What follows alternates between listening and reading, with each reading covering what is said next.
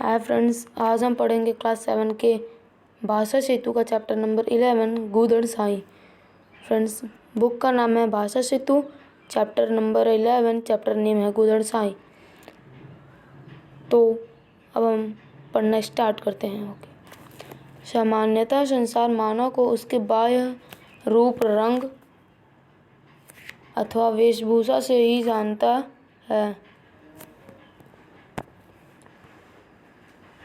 पहचानता है। एक बार फिर से फ्रेंड्स पढ़ देता हूँ। सामान्यतः संसार मानव को उसके बाह्य रंग, रूप अथवा वेशभूषा से ही जानता पहचानता है, परंतु मानव के अंतर्मन के भीतर छिपे दिव्य मानवीय गुणों को पहचानने में संसार कई बार धोखा खा जाता है। फ्रेंड्स, इसमें लिखा है कि ज़्यादातर जो मानव है संसार के, वो किसी इंसान को देखते हैं तो वो उनके बाहरी रंग भूषा से, रंग रूप अथवा वेशभूषा से ही जानते हैं कि ऐसा है, लेकिन उनके अंतर मन को नहीं देख पाते। उनके मन में, उनके अंदर छिपे हुए उनके गुणों को, उनके दिव्य गुणों को वो नहीं पहचान पाते और इसी में वो उन्हें पहचानने में धोखा खा जाते हैं। गूदड़ साई बाह्य वेशभूषा से एक वैरागी प्रतीत होता था। गूदड़ साई जो था वो बाहरी वेशभूषा से, अपने बाहरी वेशभूषा से एक वैरागी प्रतीत होता था। वैरागी मतलब जो संसार से अलग हो, मतलब जो अपने परिवार से अलग हो। परंतु वात्सल्य, स्नेह एवं भक्ति रस में डूबे हुए उसके मन को बालक के पिता नहीं जान पाए। परंतु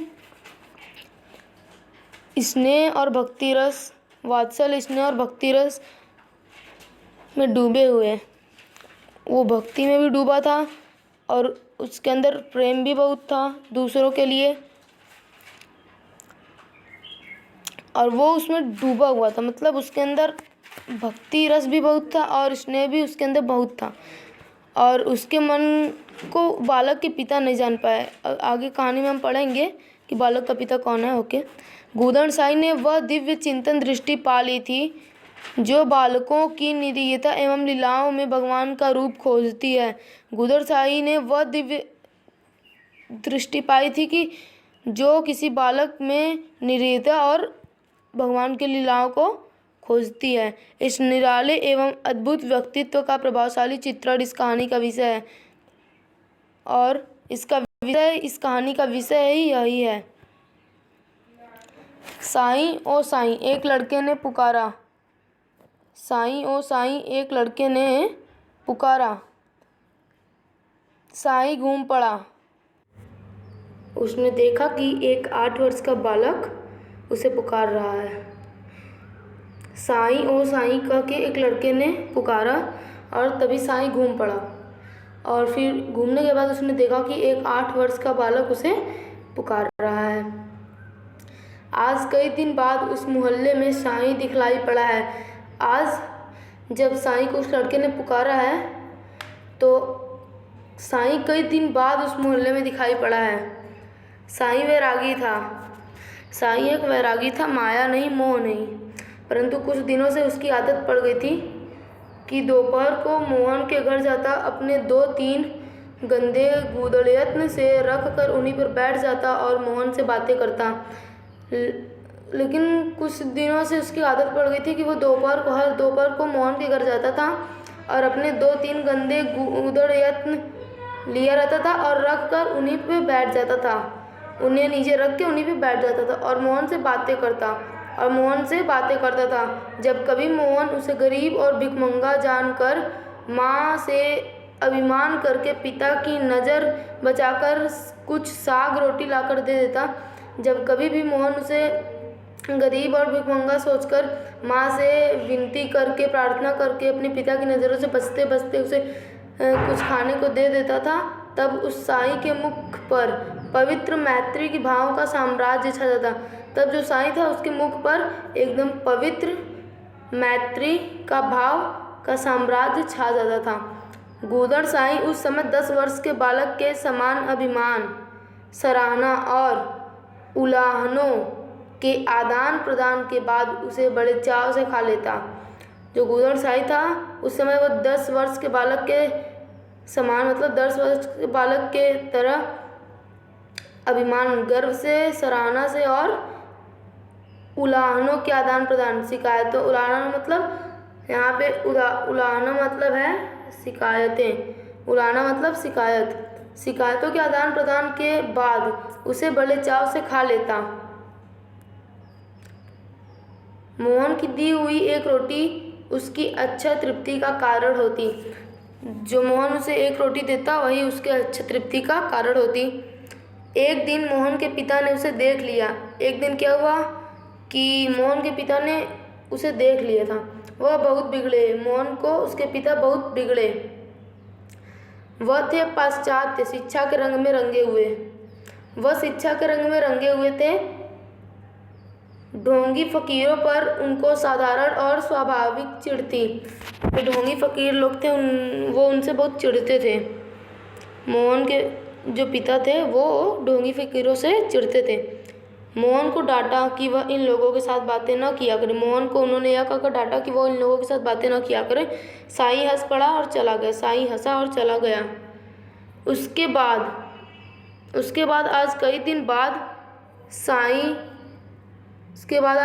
बाद साईं आया और वह जानबूझकर उस बालक के मकान की ओर नहीं गया। उसके बाद फिर कई दिन बाद साईं आया और वह साईं जो था उस बालक के मकान की तरफ जानबूझकर नहीं गया, परंतु पढ़कर लौटते हुए मोहन ने उसे देखकर पुकारा और साईं लौट आया। परंतु जब मोहन पढ़कर लौट रहा था तो मोहन ने उसे देख लिया और उसे पुकारा और तभी साईं लौट आया। मोहन, तुम आजकल आते नहीं। मोहन कहता है, तुम आजकल आते नहीं। तो साईं कहता है, तुम्हारे बाबा बिगड़ते थे। तो मोहन कहता है कि नहीं, तुम रोटी ले जाया करो, भूख नहीं लगती। ये कहता है साईं। जब मोहन उसे बुलाता है तो मोहन उससे कहता है कि तुम आजकल आते नहीं। फिर साईं कहता है, तुम्हारे बाबा बिगड़ते थे। फिर मोहन कहता है, नहीं, तुम रोटी ले जाया करो। और साईं कहता है, भूख नहीं लगती। अब मोहन कहता है, अच्छा, कल ज़रूर आना, भूलना मत। इतने में एक दूसरा लड़का साईं का गूदड़ खींचकर भागा। बातचीत करते करते एक दूसरा लड़का आया और साईं का गूदड़ खींचकर भाग गया। गूदड़ लेने के लिए साईं उस लड़के के पीछे दौड़ा। अपना गूदड़ लेने के लिए साईं उस लड़के के पीछे दौड़ा। जो लड़का उसका गूदड़ लेके भागा था उसके पीछे साईं दौड़ पड़ा। मोहन खड़ा देखता रहा। मोहन वहीं पे खड़ा देखता रहा। साईं आंखों से ओझल हो गया। जो साईं था वह आंखों से दूर चला गया। चौराहे तक दौड़ते दौड़ते साईं को ठोकर लगी। जब साईं चौराहे तक दौड़ रहा था और चौराहे तक पहुंचा तब साईं को ठोकर लगी। वह गिर पड़ा। वह गिर गया जमीन पे। सिर से खून बहने लगा। उसके सिर से खून बहने लगा। खिजाने के लिए जो लड़का उसका गूदड़ लेकर भागा था, तब साईं को छुड़ाने के लिए जो लड़का उसका गूदड़ लेकर भागा था वह डर कर ठिठक गया। मतलब वह डर गया कि वह तो गिर गया, अब क्या होगा। दूसरी ओर से मोहन के पिता ने उसे पकड़ लिया और दूसरे हाथ से साईं को भी पकड़ कर उठाया। दूसरी तरफ से उसके पिता आ रहे थे मोहन के और उसने उस लड़के को पकड़ लिया और दूसरे हाथ से साईं को भी उन्होंने पकड़ कर उठाया। नटखट लड़के के सिर पर चपत पड़ने लगी। जो नटखट लड़का था उसके सिर पर चपत पड़ने लगी। चपत मतलब थप्पड़। साईं उठकर खड़ा हो गया।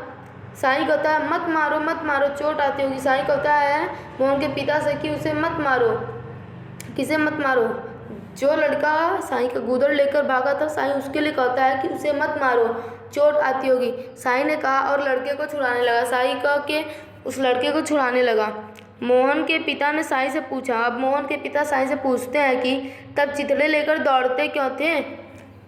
तो मोहन के पिता कहते हैं कि चिथड़े लेकर दौड़ते क्यों थे? सिर फटने पर भी जिसको रुलाई नहीं आई थी, साईं का सिर जब फटा था तो उसे रुलाई नहीं आई थी, वही साईं लड़के को रोते देखकर रोने लगा। और वही साईं जिसका सिर फूटने पर उसे रुलाई नहीं आई और वह लड़के को रोते देख कर रोने लगा।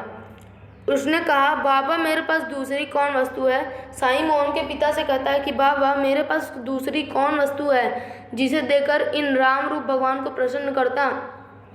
साईं कहता है कि मेरे पास दूसरी और कोई वस्तु ही नहीं है। कि मैं इन्हें देकर इन राम रूप भगवान को प्रसन्न करता। तो क्या तुम इसलिए गूदड़ रखते हो? अब कहता है मोहन का पापा उससे कहते हैं साईं से कि तो क्या तुम इसलिए गूदड़ रखते हो? इस चिथड़े को लेकर भागते हैं भगवान, ये कह रहा है साईं। इस चिथड़े को लेकर भागते हैं भगवान और मैं उनसे लड़कर छीन लेता हूँ, रखता हूँ। फिर उन्हीं से छिनवाने के लिए, उनके मनोविनोद के लिए सोने का खिलौना तो उचक्के भी छीनते हैं, पर चिथड़ों पर भगवान ही दया करते हैं। इतना कहकर बालक का मुंह पोंछते हुए मित्र के समान गलबाही डाले हुए साईं चला गया। मोहन के पिता आश्चर्य से बोले, गूदड़ साईं, तुम नीरे गूदड़ नहीं, गुदड़ी के लाल हो। साईं कहता है, जब उसके पापा, मोहन के पापा साईं से पूछते हैं तो क्या तुम इसलिए गूदड़ रखते हो? तो साईं कहता है, इस चिथड़े को लेकर भागते हैं भगवान। मतलब साईं कह रहा है कि इस चिथड़े को लेकर भागते हैं भगवान और मैं इनसे लड़कर छीन लेता हूँ। ये भगवान राम रूप बच्चे इन्हें लेके भागते हैं और मैं इनसे लड़कर छीन लेता हूँ, रखता हूँ, फिर उन्हीं से छिनवाने के लिए और उनसे छीनता हूँ, फिर अपने पास रखता हूँ ताकि वो फिर ही मुझसे छीन सके। और उनके मनोरंजन के लिए, उनके मनोविनोद के लिए सोने का खिलौना तो उचक्के भी छीनते हैं। अब सोने का खिलौना तो उचक्के भी छीनते हैं। यहाँ पे उचक्के का मतलब है फ्रेंड्स, यहाँ पे ये जो आप उचक्के देख रहे हैं, उचक्के का मतलब है चोर। उचक्के का मतलब है चोर। चोर उचक्के भी छीनते हैं, पर चिथड़ों पर भगवान ही दया करते हैं। पर छोटे छोटे चिथड़ों पर भगवान ही दया करते हैं। इतना कहकर बालक का मुंह पोंछते हुए मित्र के समान गलबाही डाले हुए साईं चला गया। और इतना उसने मोहन के पिता से कहा और उस बालक का मुंह पोंछा और मित्र के समान गलबाही डालते हुए साईं चला गया। मोहन के पिता आश्चर्य से बोले, गूदड़ साईं। मोहन के पिता बोलते हैं कि गूदड़ साईं, तुम नीरे गूदड़ नहीं, गुदड़ी के लाल हो। तो फ्रेंड्स, इस कहानी के लेखक जो हैं जयशंकर प्रसाद हैं। इस कहानी के लेखक जयशंकर प्रसाद हैं। उन्होंने इस इतनी अच्छी कहानी को लिखा है कि इंसान कभी कभी किसी अपने सामने वाले इंसान की आंतरिक गुणों को देखने में धोखा खा जाता है। इस कहानी में हमें यही बताया गया है जो कि जयशंकर प्रसाद के द्वारा लिखी गई है। फ्रेंड्स, आशा करता हूँ कि आपको ये वीडियो अच्छी लगी होगी और वीडियो को लाइक, शेयर, सब्सक्राइब करना ना भूलें और इस वीडियो को ज़्यादा से ज़्यादा शेयर करें ताकि आपके दोस्त जो और भी कक्षा 7 या क्लास 7 में पढ़ते हैं और वह इस चैप्टर को समझ सकें। और अगर आप हमारे चैनल पर नए हैं तो चैनल को सब्सक्राइब करना ना भूलें ताकि हमारी वीडियोज़ की नई अपडेट्स आपको मिलती रहें। धन्यवाद।